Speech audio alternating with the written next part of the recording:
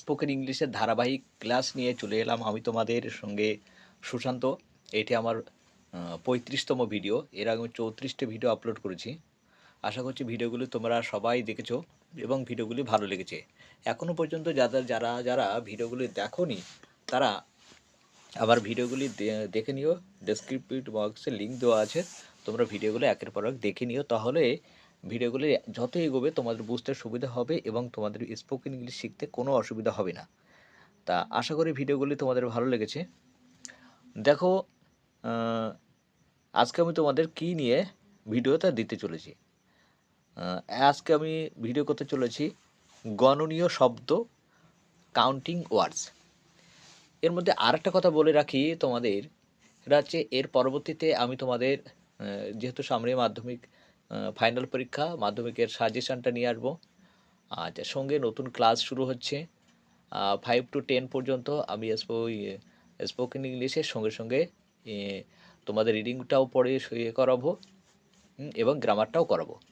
তাহলে শুরু করা যাক আজকে গণনীয় শব্দ, কাউন্টিং ওয়ার্ডস। দেখো, কাউন্টিং ওয়ার্ডসের মধ্যে কি সাম, এনি, মেনি, এইসব শব্দগুলো হচ্ছে গণনীয় অর্থাৎ কাউন্টিং ওয়ার্ডস। এইসব শব্দগুলো দিয়ে কিভাবে স্পোকেন ইংলিশে ব্যবহার করা হয় বাক্যগুলি তোমরা একটু খেয়াল করে দেখো। আমাদের মতো কয়েকজন ক্রিকেট খেলে, কি বললাম কয়েকজন, এটা হচ্ছে গণনীয় শব্দ। সাম অফ আস প্লে ক্রিকেট। পরেরটা, তোমাদের মধ্যে কেউ কি ফুটবল খেলেছিল? কেউ অর্থাৎ এনি, এটা হচ্ছে কাউন্টিং শব্দ words. Did any of you play football? আমার কাছে খুব বেশি নেই। I don't have many books. ঝুড়িতে কতগুলি আম আছে, এই কতগুলো হচ্ছে গণনীয় শব্দ এখানে। তা there are a few mangoes in the basket. খুব কম মেয়েই ওকে পছন্দ করে, খুব কম। হার্ডলি এনি, এটা হচ্ছে কাউন্টিং ওয়ার্ডস। তা কেউ হচ্ছে সেন্টেন্সটা, hardly any girl would like him. ওর হাতে অনেক লোকই কষ্ট পেয়েছেন। অনেক, এই অনেকটা হচ্ছে counting words. Many a man has suffered at his hand. দুজনের মধ্যে কেউ আসেননি, কেউই, অর্থাৎ নাইদার ম্যান হ্যাজ কাম। সে অল্পই বেতন পায়। অল্পই হচ্ছে counting words. He gets a small salary.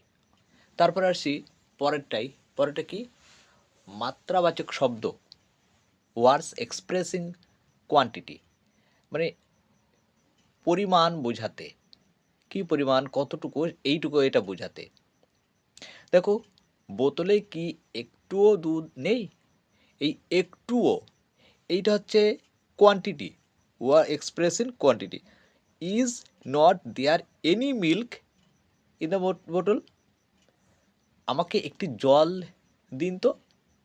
Give me some water. এই সামটা হচ্ছে এক্সপ্রেসিং কোয়ান্টিটি। পরেরটা, বোতলে দুধ নেই, প্রায় নেই বলতে হয়, সামান্য একটু আছে তাই বলছে।